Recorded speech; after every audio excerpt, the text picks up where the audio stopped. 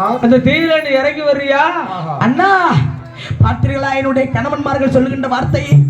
அருந்ததிக்கு நிகராக உள்ள என்னை பார்த்து இந்த அக்கினியிலே இறங்கி வா பாஞ்சாலி என்று கூறுகின்றார்களே.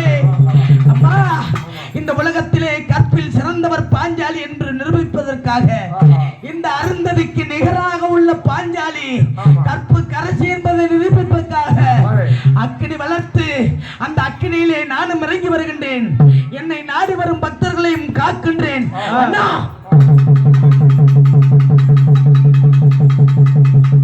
கூந்தலம் பிடிச்சு விடுங்க, கூந்தலம்